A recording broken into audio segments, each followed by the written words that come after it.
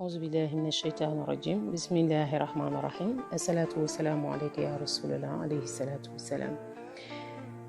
Bismillah ar-Rahman ar-Rahim, chers frères et sœurs en islam. Nous venons de terminer la lecture du mémorial des saints, donc avec beaucoup de sentences, de beaucoup de chers. Donc un bel ouvrage de Fariduddin Attar, un magnifique ouvrage, franchement, moi j'adore ce livre. Donc on vient de le terminer, donc toutes les vidéos se trouvent sur la chaîne YouTube. Donc la chaîne qui est nominée L'amour de l'absolu Mounina. Donc voilà, pour ceux qui n'ont pas encore trouvé la chaîne. Donc de toute façon, je partage de temps en temps sur Facebook, sur Instagram, comme promis, pour permettre à certains d'avoir le lien.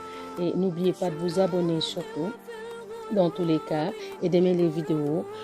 Et puis ça peut aider, hein. On ne sait jamais, ça peut générer des fonds qui pourront aider des gens qui sont dans le besoin. Nous, on n'en a pas besoin. On a fait ça que par amour de la lecture et pour partager aussi avec les périodes que nous vivons actuellement du confinement et le mois de Ramadan qui arrive à grands pas de toute façon. On a voulu participer à notre manière. Mais on peut pas donner ce que l'on n'aime pas. Il est même recommandé dans le Coran de donner ce que l'on aime, ce que nous chérissons. Et ben moi je chéris mes ouvrages, les livres, voilà, les livres de ces chers. Donc les livres soufis précisément. Donc comme j'ai promis de partager avec vous quelques lectures pendant ce mois si béni de Ramadan qui nous permettra, Inch'Allah Rabbi, de nous écoutez, d'être ensemble, hein, d'être ensemble, tout simplement. Donc aujourd'hui, après le mémorial des saints, je vais vous proposer un sublimissime, on va dire, ouvrage d'Imam al-Ghazali, qui est le livre de l'amour. Donc le livre de l'amour, c'est un beau livre. Déjà rien que la couverture avec sa petite rose, couleur rouge, noir, un peu rosé, moi ça me met dans tous mes états. J'adore ce bouquin. Donc voilà. En deuxième lecture, je vais vous proposer ce livre de l'amour. Donc je vais démarrer par le prologue et j'ai pas besoin de m'excuser, mais juste pour clarifier que de toute façon sur la chaîne YouTube, nous ne sommes pas que des Sénégalais. Il y a d'autres frères et sœurs du monde entier qui s'y sont abonnés. Et aussi, les lectures sont partagées dans différents groupes sur Facebook. C'est partagé aussi sur Instagram pour aider beaucoup de jeunes et tout ça à découvrir les possibilités de l'amour, tout simplement, hein. Donc, ce qui se passe, c'est que je suis obligée de parler en français, sachant que notre dialecte, ne l'oublions pas, c'est juste local, hein. On ne peut pas se permettre de parler Wolof partout. Il nous est arrivé avec un codisciple de discuter sur un groupe où on parlait le dialecte, mais on nous a rappelé tout de suite on nous a demandé gentiment de traduire, en fait, ce qu'on disait. Et puis, effectivement, c'est la moindre des choses, hein, de savoir parler d'autres langues que les universelles, tout simplement, qui seront le français ou l'anglais ou l'arabe. Moi, je suis plus du français. Mes lectures se font en français. De toute façon, les livres sont déjà en français. Il m'est impossible, hein, de les traduire en Wolof dans tous les cas. Le Wolof, je l'ai maternellement, bien entendu, c'est mes origines, mais je ne les ai pas appris pour me permettre de traduire des mots français en Wolof typique. C'est pas possible. Ça, il faut quelqu'un qui peut s'engager à le faire, il le fera. Moi, ce sera avec plaisir, hein, tout simplement. Mais donc les lectures et mes introductions, de toute façon, se feront tout le temps en français. Voilà. Donc comme d'habitude, j'aime bien aussi démarrer par le prologue et après, on va attaquer l'introduction. En général, l'introduction est plus longue, le prologue est plus court, mais sur le prologue, ça va nous permettre de pouvoir savoir en gros, voilà, résumer, on va dire en gros l'ouvrage, le livre qui va être lu. Voilà, et puis donner un tout petit peu un avant-goût Voilà, je le trouve comme ça. Donc c'est pour ça que j'ai choisi. De toute façon, moi, dès que j'achète un nouveau bouquin, la première chose que je fais, c'est de lire le prologue. Et ça, je crois que je ne suis pas la seule. Il y en a beaucoup qui font ça. Bien, donc c'est le livre de l'amour d'Imam Al-Hazali. Avant de démarrer, je voudrais aussi vous rappeler que vos suggestions seront les bienvenues, soit en MP, j'en reçois et j'en suis très contente, machallah, soit en commentaire sur YouTube, donc n'hésitez pas. Donc je ne suis pas professionnelle hein, de lecture en haute voix, c'est juste par générosité que je suis en train de faire ce que je fais là. Donc faites pas attention à mes bégaiements et autres. Focalisez-vous plus sur les contenus des textes qui sont tellement riches, machallah, et qui peuvent vous permettre à avancer sur quelque chose de précis, tout simplement.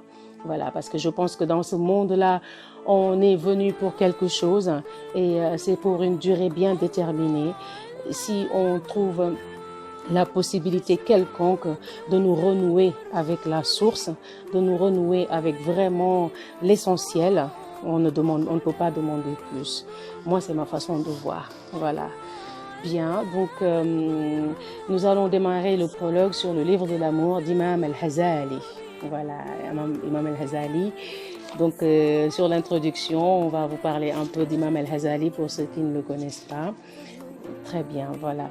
Donc, c'est le livre de l'amour qui nous parlera de l'amour de Dieu, Mahabba en arabe, et la connaissance métaphysique, Ma'rifa, sont les deux axes autour desquels s'articule l'expérience spirituelle.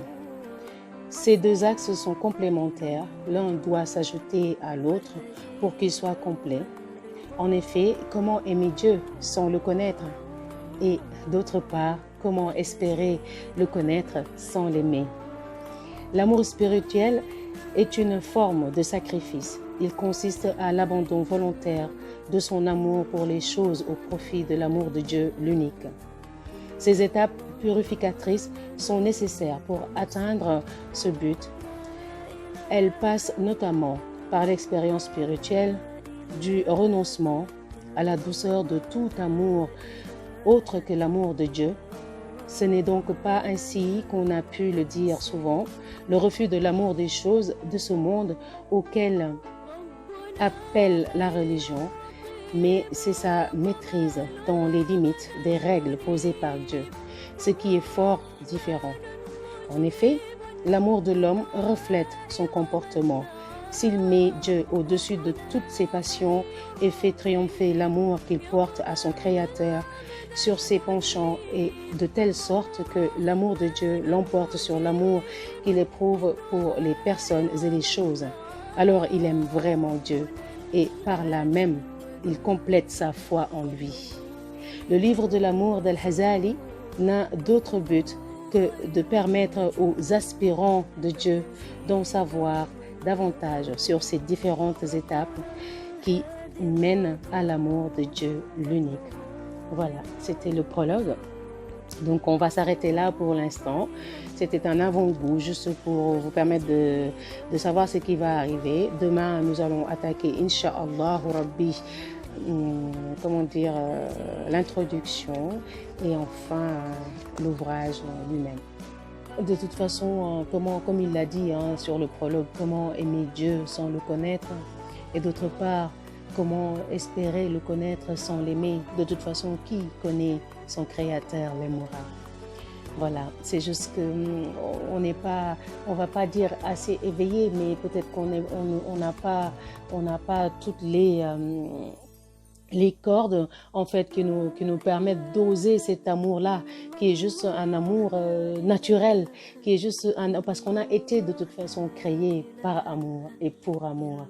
La preuve, le prophète sallallahu alayhi wa sallam a été envoyé que par miséricorde pour pour le monde entier.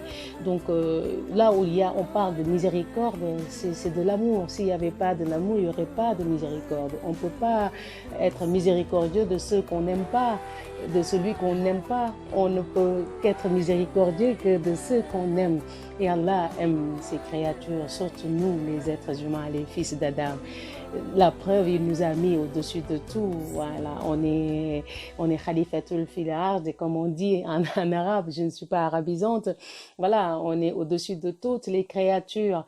Donc, rien que sur cette terre, hein, qui n'a rien à voir avec la marifa, mais rien que sur cette terre. Donc, marifa, c'est le métaphysique des choses, ce qui se passe, voilà, au-delà de notre vue, au-delà de notre connaissance en tant qu'humain. Voilà, de toute façon, rien que sur cette terre, on voit tout de suite qu'on est mis au-dessus de tout. L'être humain au-dessus de toutes les autres créatures. L'être humain, tu vas voir un arbre planté, le soleil qui se tape sur lui, mais toi, tu te mets dessous cet arbre pour juste retrouver ta fraîcheur. Et l'arbre n'osera jamais bouger tant que tu n'as pas fini de... C'est toi qui partiras.